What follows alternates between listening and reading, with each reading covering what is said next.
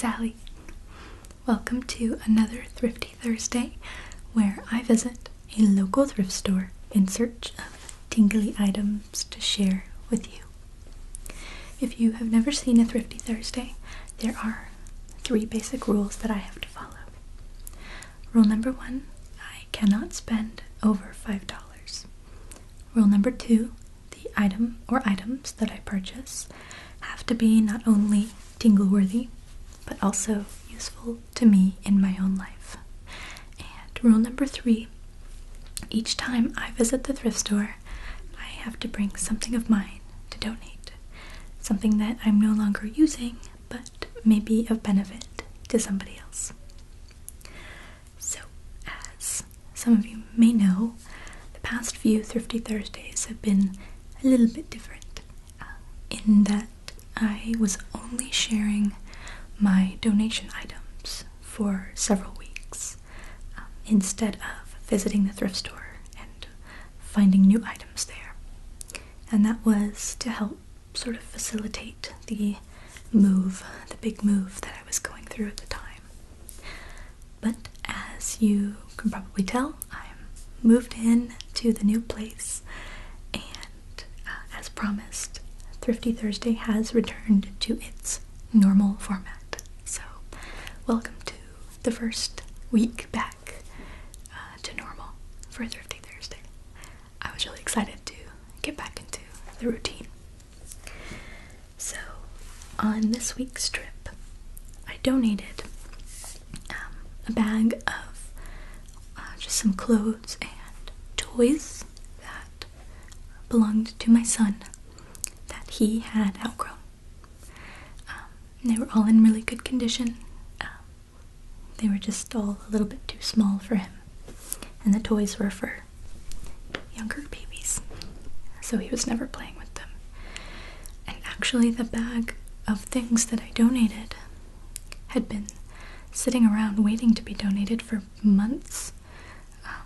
I just had forgotten about them, but they sort of resurfaced when I was moving everything.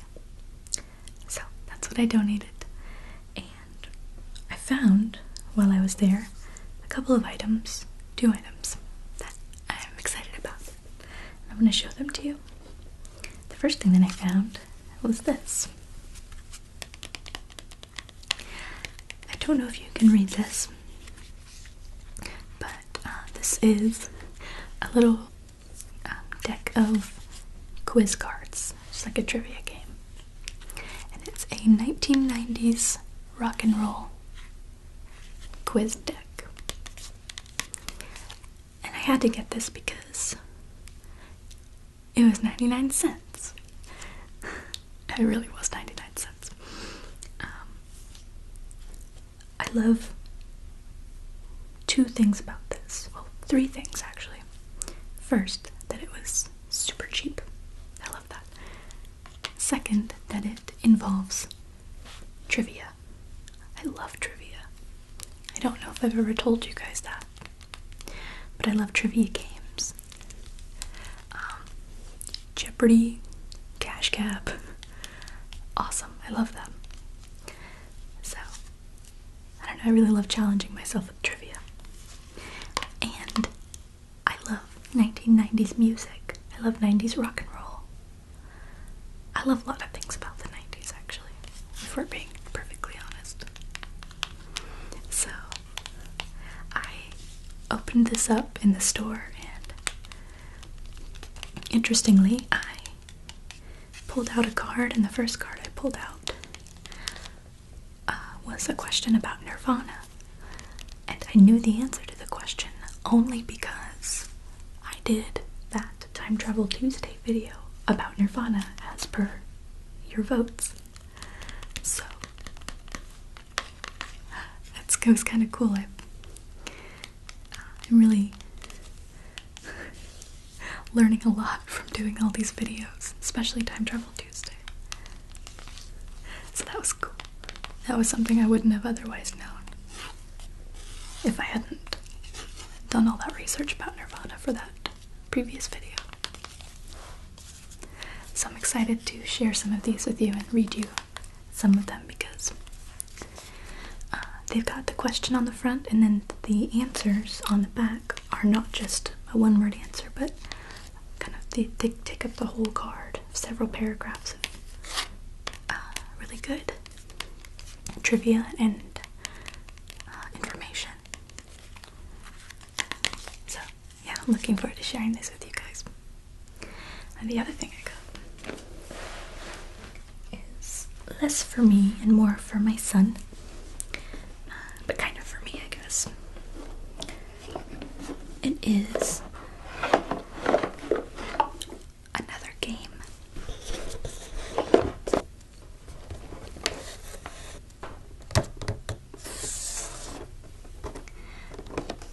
It's the Goodnight Moon game, which I didn't even know existed. I'd never even heard of this game. But Goodnight Moon is our favorite bedtime story. It was my favorite bedtime story growing up, so naturally I started reading it to Jack when he was old enough. And I've been thinking, it was really perfect actually, because I've been thinking that I wanted to start maybe trying to play some basic matching games with him. Because he's getting to that age where he can sort of make those mental connections. And I wanted to start playing those games with him, but I wasn't sure yet if he was quite ready. But then I found this game, and it's a matching game based on his favorite bedtime book. And what's great is that it says it's for ages 2.5 through 6. And he is about 2.5. So he's the perfect age to start playing games like this. I was really excited to find it, and it was $2.99 for this whole thing. And I opened it up in the store to make sure everything was there, all the pieces. So I'm looking forward to playing this with him.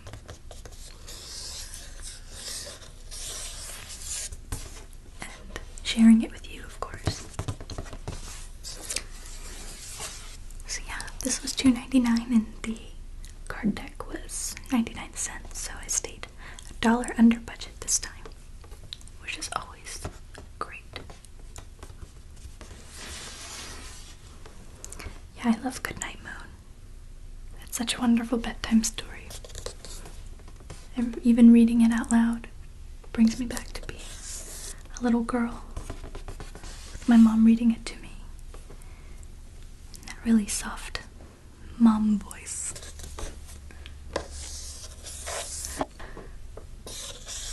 Okay. I'm gonna go ahead and switch shots on my camera and show you my Thrifty Thursday items. Alright guys, so here's my first Thrifty Thursday item. It is the 1990's rock and roll quiz deck. And it's by somebody called Dawn Root. And they're knowledge cards. I'll read the back briefly. It says, the final decade of both the 20th century and the second millennium, the 1990s held years of optimistic uncertainty for the Western world. Prosperity was on the rise as everything high-tech was booming. But what would happen when Y2K arrived? Rock in the 90s mirrored that atmosphere as the phenomenal success of hip-hop soared alongside the ascending angst of grunge. With questions on the fronts and concise answers on the backs, this deck's 48 cards cover the wide spectrum of 90s rock. The fifth deck and fifth decade in the series, 1990s rock and roll entertains the solitary reader and generates raucous multiplayer sessions. Music is a key to memory. This deck rewinds minds. It's neuroscience with a chart-topping 1990s soundtrack. And it says right here along the side, that brand new, this retails for $9.95, and I got it for 99¢. Okay, so I'm going to open this up and read maybe 5 of these cards to you, because they're actually kind of long on the back, the answers. So I'll read 5 of the questions, and what I want you to do is, after I've read the questions, if you feel so inclined and you think you know the answers, just type what you think is the answer in the comments, and then at the end I'll read all the answers and you can see if you were right. And some of these I don't know, so I'll be sort of guessing along with you.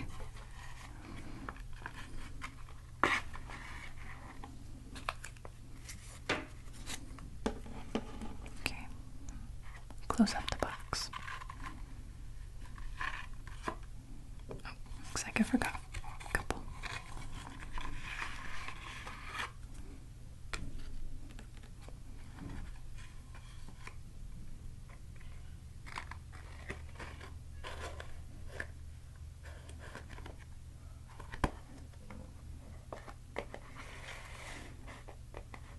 Let's put that just right here for now. Okay.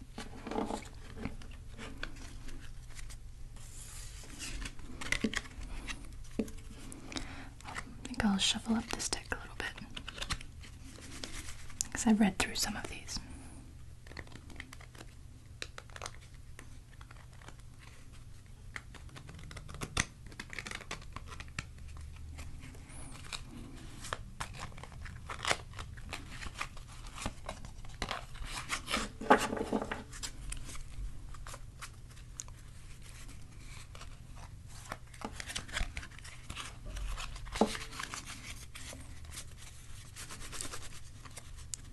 I do know how to shuffle cards properly, but I think that for our purposes, this is the quieter way to do it. Plus, I don't know if these cards would shuffle very well.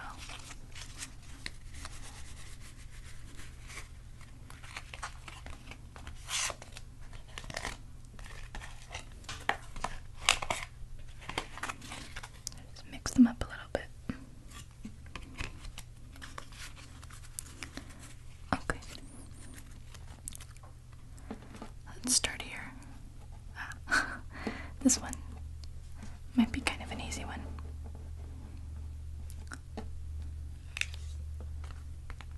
The question is, the biggest selling heavy metal album of all time was released in 1991. Name the band and the album. So, if you think you know the answer to this, and I think I do, just type it in the comments, and then at the end of this segment we'll see if you were right. I'll set this here. Next question.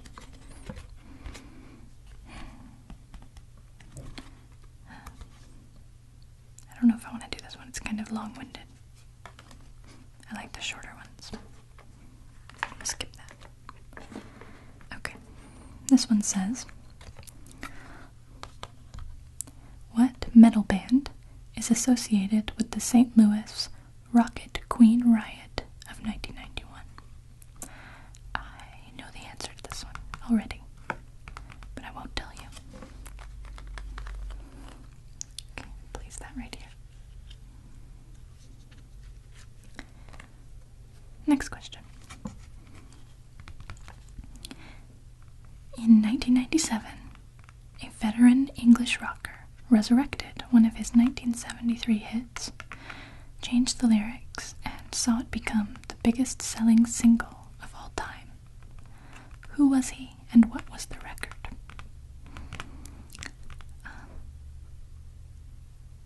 I think, on this one, I think I know the artist, but I don't know the record. Okay, we'll find out.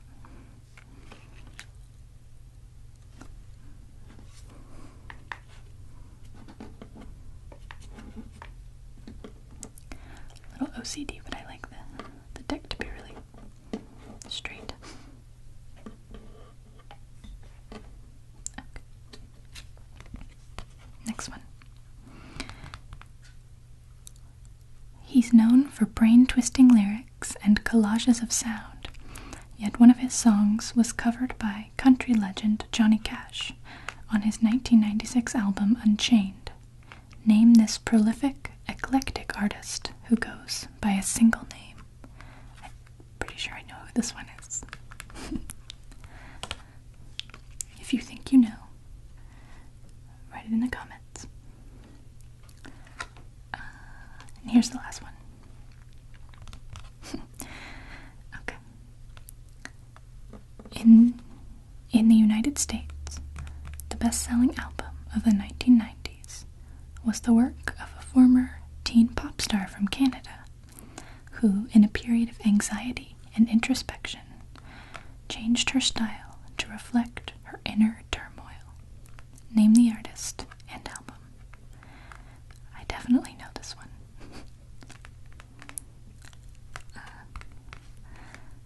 It's probably hard to be a girl in the 90s and not know who this was.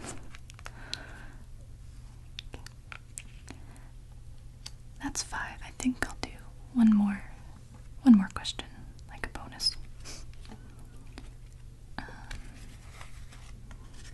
Let's see.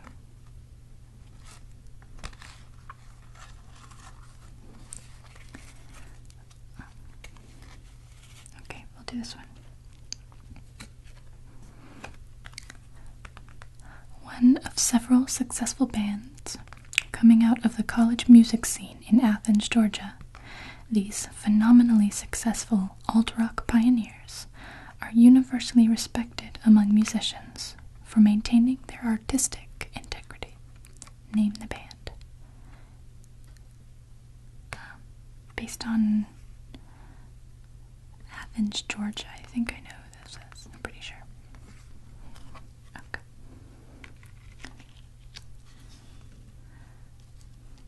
So there are the 6 cards.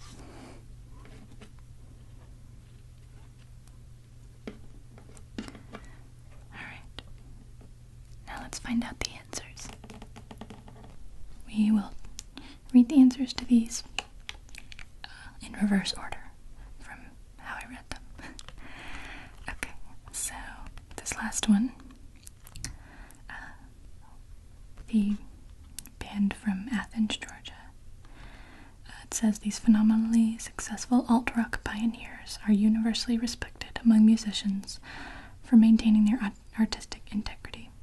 Name the band, and I think that the answer is REM, because I'm pretty sure they're from Athens, and they're alt-rock. Yes. Okay, I'll read you the answer on the back.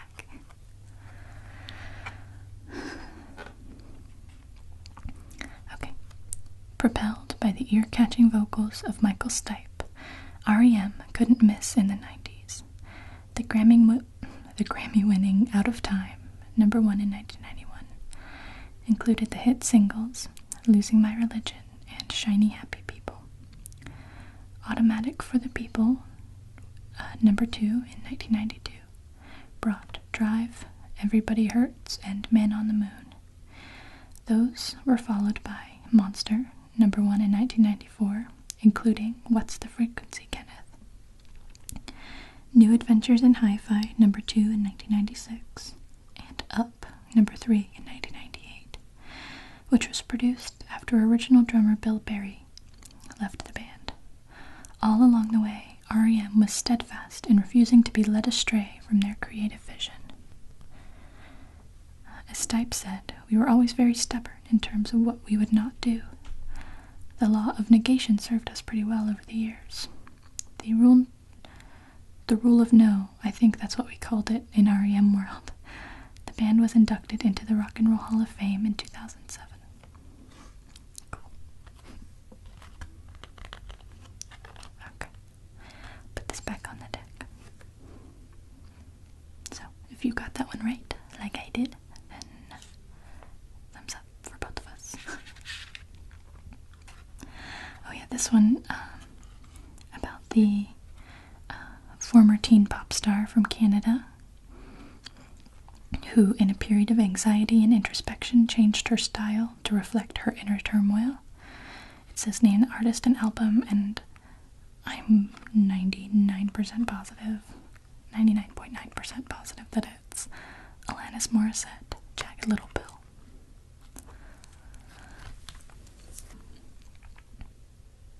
Yep, I was right. Okay, let's read the back. Few breakup songs in rock history have attracted as much attention as Alanis Morissette's You Oughta Know from her 16 times platinum album, Jagged Little Pill, in 1995. The explicit lyrics had some people thinking, can she say that on the radio? But the raw angst in Morissette's voice made the song indelible, earning it Grammys for Best Rock Song and Best Female Rock Vocal Performance. Morissette had released her first album at age 17 and was a Canadian pop star while still in high school. After graduating, she traveled to Los Angeles and eventually linked up with producer Glenn Ballard, who encouraged Morissette to write songs inspired by her own raw emotions. They collaborated on Jagged Little Pill, which won the Grammy for Album of the Year. An interesting aside, Dave Navarro and Flea of Red Hot Chili Peppers heard Morissette's demo tapes and offered to play on her album. They both appear on You Oughta Know. Oh, I did not know that. That's really cool. I love Red Hot Chili Peppers. Okay. Next one. It asked, he's known for brain-twisting lyrics and collages of sound, yet one of his songs was covered by country legend Johnny Cash on his 1996 album Unchained. Name this prolific, eclectic artist who goes by a single name. I don't know which song it was covered by Johnny Cash, but I think that this is Beck. Maybe. Let's find out. Yes. Okay. In the 1990s, Beck produced 7 studio albums and won 3 Grammys, 6 MTV Video Music Awards, and Album of the Year honors from Rolling Stone for 1996 Odelay. I think I'm saying that right. His first single was 1993's MTV Makes Me Wanna Smoke Crack, which was followed by his breakthrough single, 1994's Loser. Lost my place. A host of other hits followed. While working on his second album, 1994's Stereopathetic Soul Manure, he befriended the great LA pedal steel guitar player Leo LeBlanc and arranged to have him play a song on the album. But when Beck was leaving for the recording session, he suddenly realized his repertoire didn't include any songs suitable for pedal steel, so he quickly dashed off Rowboat so as not to show up empty-handed. The song was later honored with a cover by Cash, who said it sounded like something I might have written, or might have done in the 60s, you know. I was going through some times, weird times. That's funny. I love Johnny Cash a lot.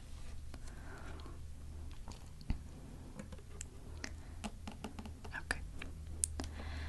Third one. I'm really not sure about this one. It was the one that asked about a veteran English rocker who resurrected one of his 1973 hits and changed the lyrics. I want to say I'm torn right now between either Elton John and maybe Eric Clapton. I'm not sure. Oh, okay. This says who was he and what was the record, and I have no idea what record it would be for either of those artists. It was Elton John, yep, okay. Okay, so it says when England's Princess Diana died in 1997. Oh, that's right, yeah. I remember now. Okay, her friend Elton John got together with his longtime lyricist Bernie Taupin and produced Candle in the Wind 1997, a tribute to Princess Di. Everyone, everywhere, seems to have bought the 11 times platinum single, which was released within a month of Diana's death and sold more than 35 million copies. John performed the song at Diana's funeral, but hasn't performed it since. In its original 1973 form, Candle in the Wind was a tribute to Marilyn Monroe on John's 7 times platinum album Goodbye Yellow Brick Road. Yeah, he did it for Princess Di. Which makes sense. I was about 7 when Princess Diana died, and this was done in 1997. That makes sense. Okay. Second to last. What metal band is associated with the St. Louis Rocket Queen riot of 1991? This is Guns N' Roses. I think Axl Rose threw a little tantrum type thing on stage and ended the concert and everyone got really angry. I think that's what this is. 'Cause I'm pretty sure Rocket Queen is one of their songs. Okay, yep. Here we go. In 1987, Guns N' Roses hit the big time with their debut album, Appetite for Destruction.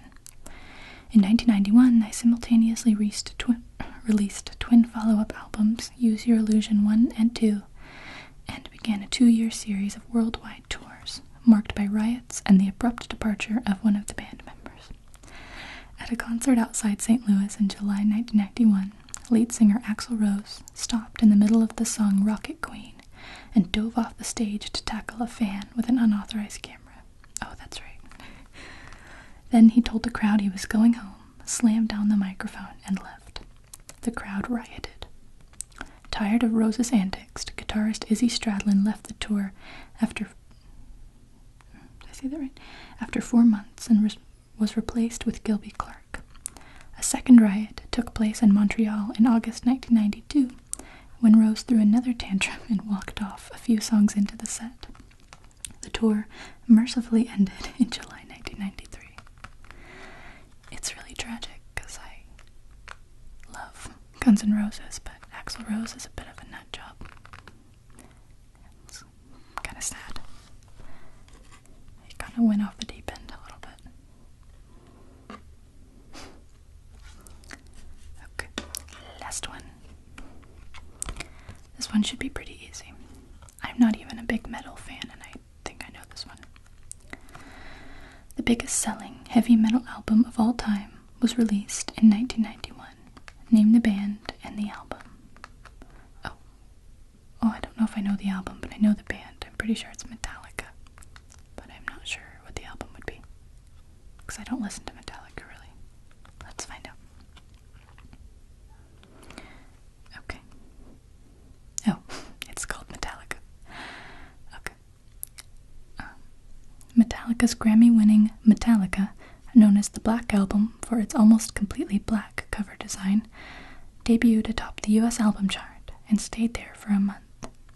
Toned down just enough from their previous sound to be more radio-friendly, and supported by several music videos and nearly 2 years of touring, the record sold more than 15 million copies in the US and more than 22 million worldwide, making it the best-selling album in heavy metal history. Several of its songs, Enter Sandman, the soft ballad Nothing Else Matters, Sad But True, The Unforgiven, and Wherever I May Roam, made the singles charts. Unlike their previous albums, this one was meticulously produced, taking 8 months of studio time to pull together. Metallica released 2 more albums in the 90s, Load in 1996 and Reload in 1997. Both went to number 1.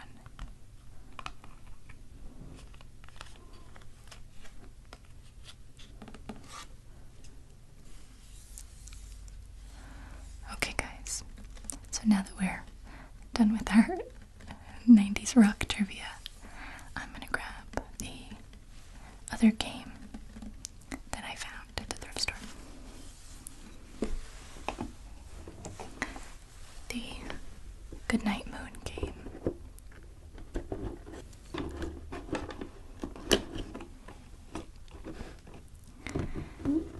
And I'm really excited to play this with my little boy, or at least attempt to. But I'm wondering, I still still haven't decided yet if I want to open it up for him now or wait till Christmas and give it to him as a Christmas present. But anyway, I haven't really looked at it in depth, so you and I are going to check it out now.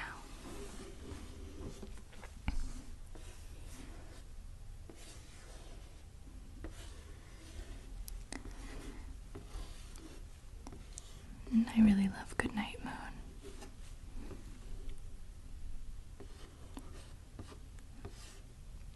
My mom always used to read it to me before bed.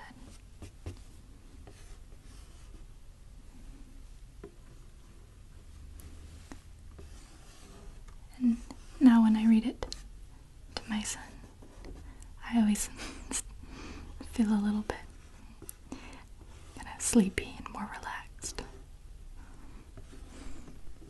Just because of the association I have.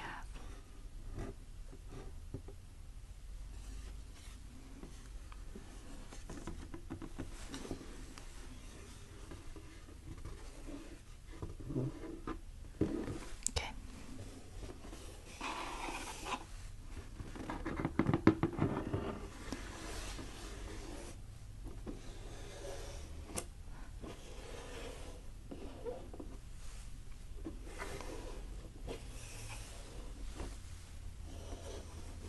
I'm gonna open up the box now.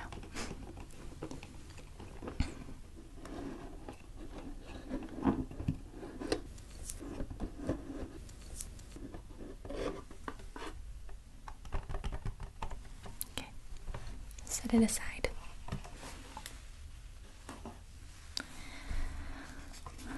So it comes with a little instruction booklet, which I'll open up. It looks like a game board and some little matching cards.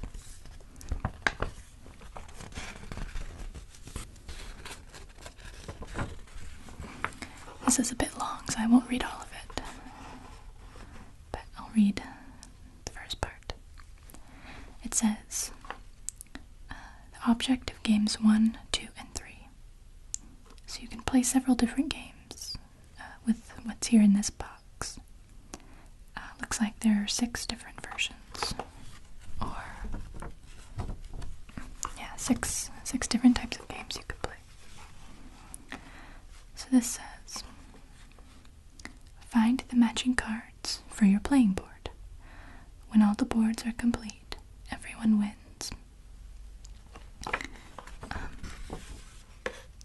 So this has a game board, a main game board that unfolds and lays out, but it also has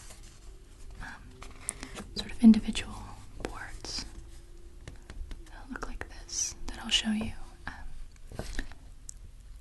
that have pictures printed on them. So it says, yeah, find the matching cards for your playing board. When all the boards are complete, everyone wins. Children at age 2.5 to 6 are just developing socially. This game provides them the opportunity to show respect for their playmates by taking turns and playing fairly, while developing the important skill of visual discrimination. Cool. So yeah, there's several different kinds. We'll just read the beginner's matching game because it's designed for ages 2.5 to 4, and my son Jack is 2.5. Okay.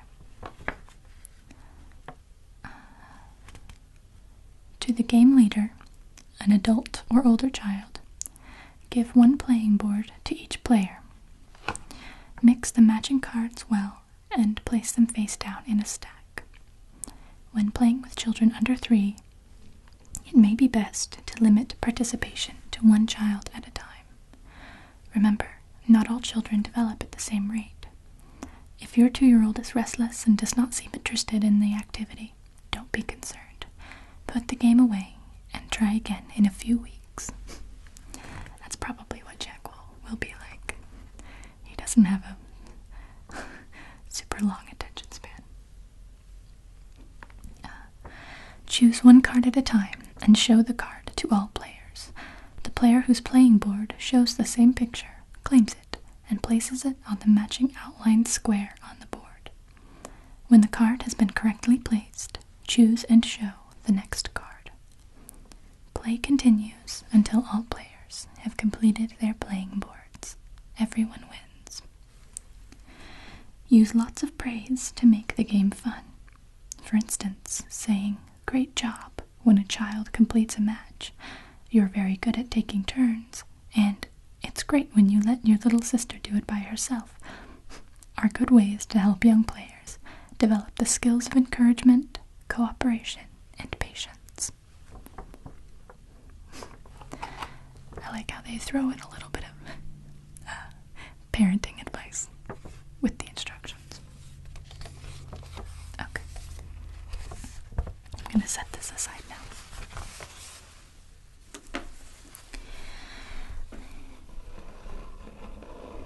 Let's see what else in here.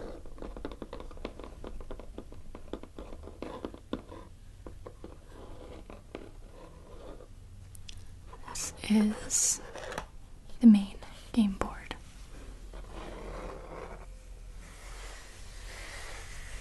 Which unfolds. Looks like it's upside down.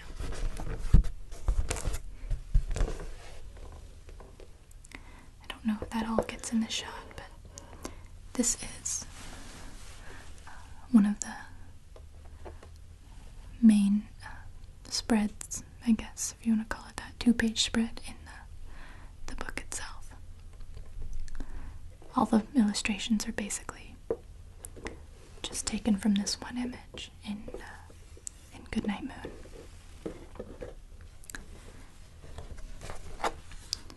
Okay, I'm going to put this aside for a second and then I'll unfold it and lay it out.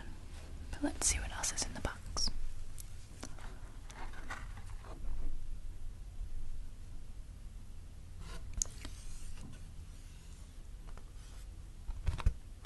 Here are some game boards. I think there's 4 of them. And they all have different little portions of the book. Oh, and they have, looks like it's the same one on the back, but in color. For some reason. I'm not sure why.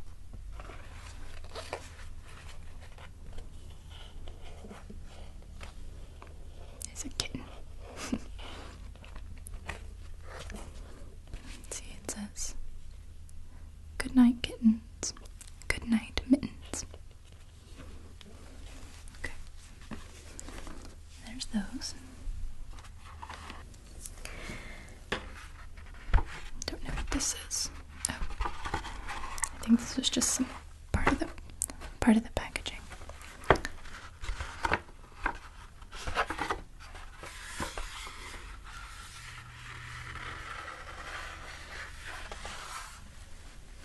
Okay.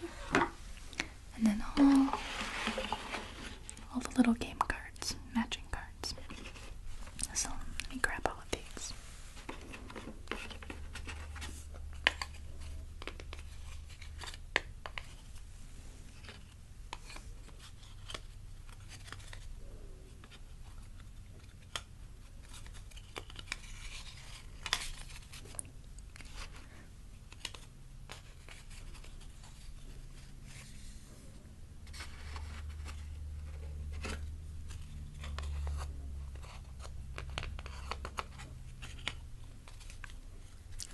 In this part of the book, it says 3 little bears sitting on chairs. When I read it to my son, I always like to make sure to count 1, 2, 3. It's a good way to sort of practice counting.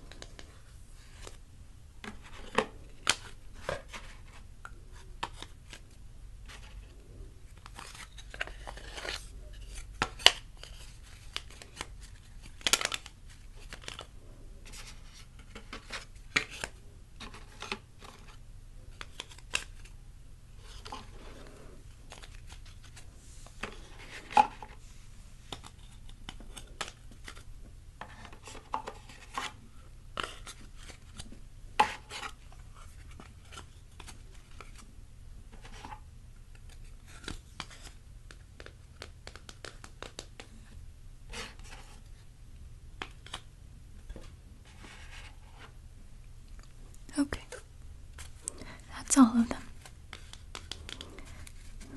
So let's set up the game board now. So here are all of our cards. Set these in the corner. And our 4 game cards.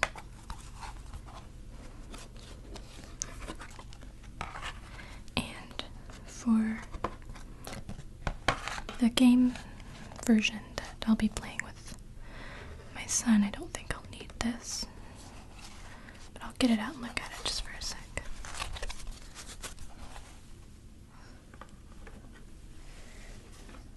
Let's see.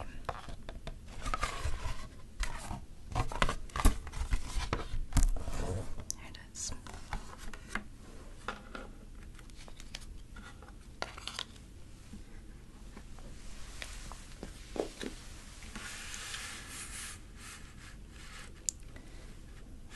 Can't see the entire thing. Looks like the corners are cut off, but you get the idea.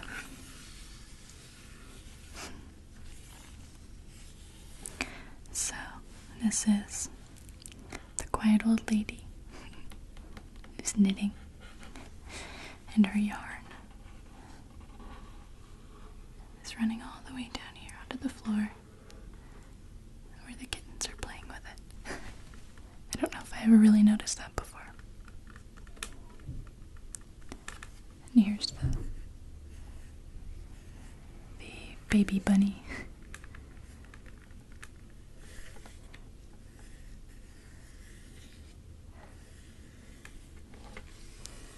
And let's see, little toy house. And a young mouse. Comb and a brush and a bowl full of mush.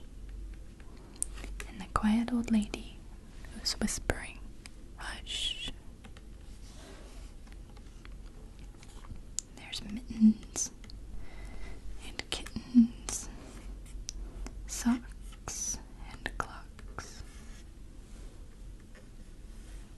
Can't see that clock. There it is. There's the clock.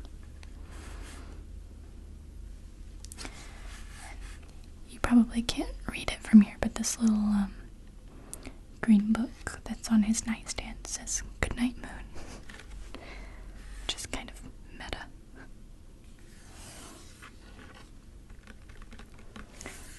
So yeah, even just sort of seeing this picture makes me feel sort of sleepy and cozy.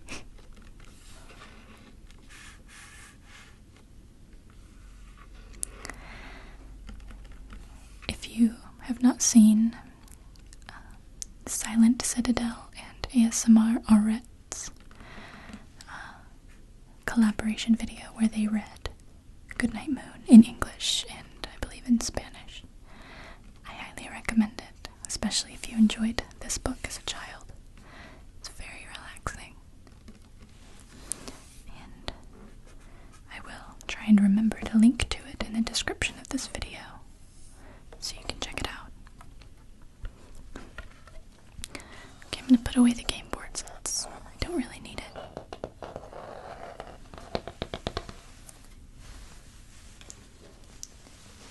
And we're going to use these. And I'll just place the cards where they belong.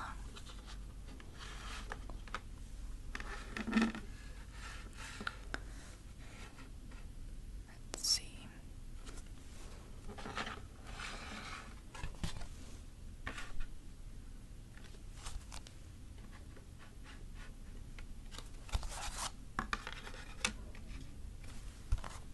Here we go. This will be fun.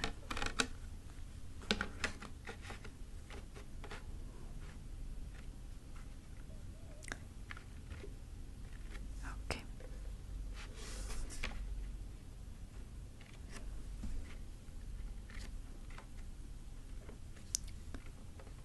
Alright, here we go. This is the cow jumping over the moon. Where is that one? There it is.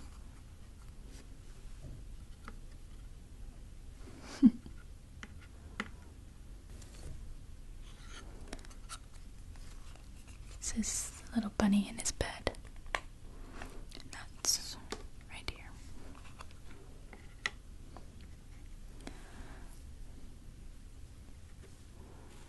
Here's the fireplace. Where's that one? Oh, right here.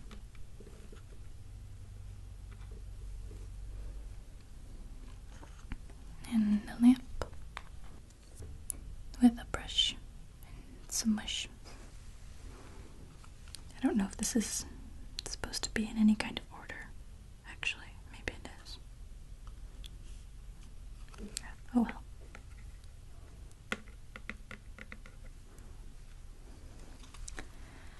There's some mittens right down here.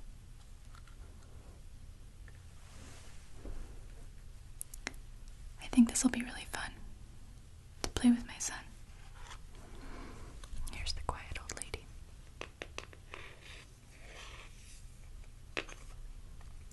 Right here.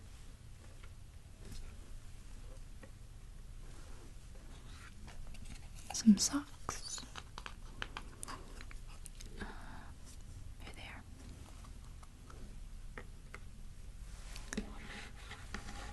And these are some toys that are sitting on a bookshelf somewhere. Is that it? No, that's not it. Oh, right next to it. I'm looking at these upside down. Here's the little toy house. There it is.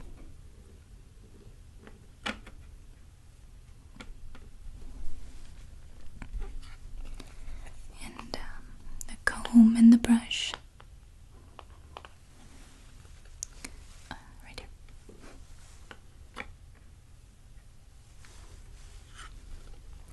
This is the little folded up blanket on the end of his bed.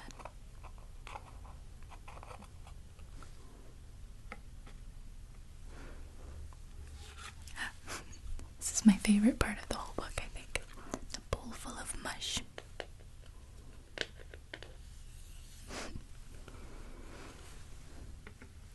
It's funny because it's so sort of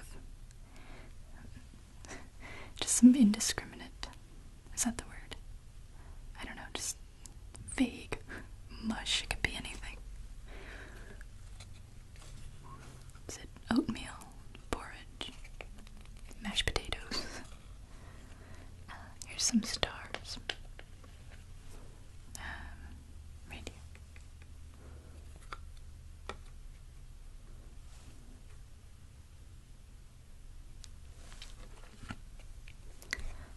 Looks like this is the clock that's on the mantle. Right here.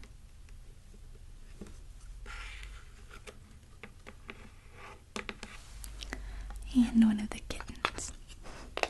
It's really cute. There it is. And the other kitten.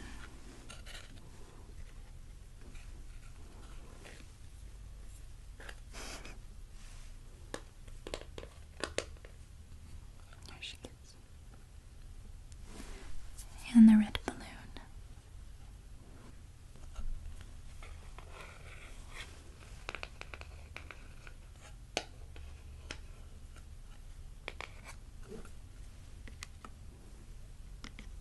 Okay. This is the young mouse.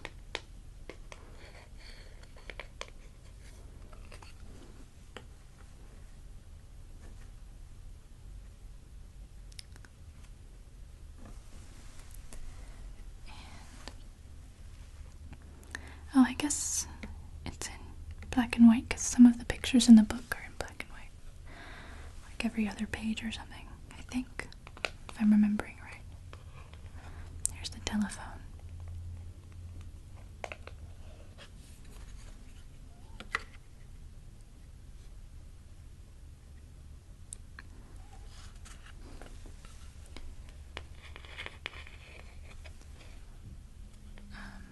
This is a painting that I think is like sitting up above the little old lady. It goes right here.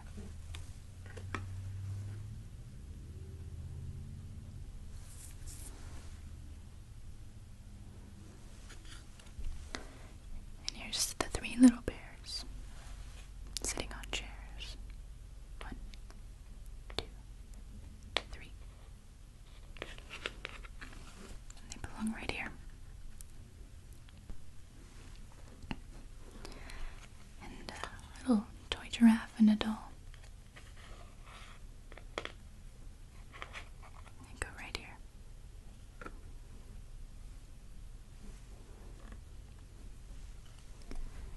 And the moon, of course. It goes right here. And finally, looks like some house shoes or slippers. That goes right here.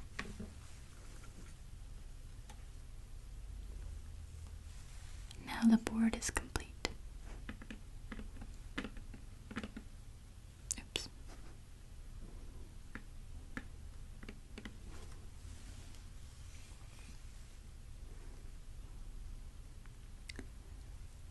This one says, it's not really in the order that it goes in, but it says Goodnight Light and the Red Balloon. Goodnight Cow jumping over the moon. Goodnight Kittens. Goodnight Mittens. Goodnight Brush. Goodnight Mush. Goodnight Old Lady, whispering hush. Goodnight Stars. Goodnight Air. Goodnight Noises everywhere. Well guys, now that we have the entire board put together, I think it's safe to say that this will be a fun game to play with my son, and I think he's just old enough that he'll be able to handle it. And I'm really looking forward to playing with those 90's rock trivia cards. Maybe the next time I get together with my friends, because we like doing trivia and things like that.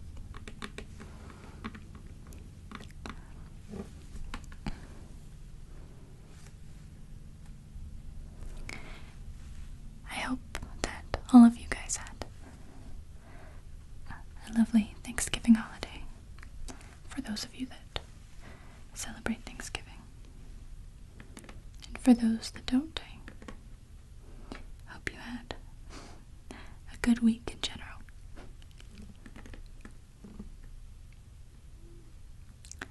And I hope that you've enjoyed this week's Thrifty Thursday and found it interesting and relaxing. And I'll be seeing you guys again very soon.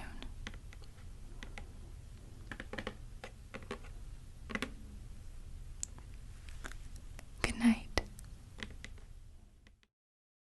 So Disney was sued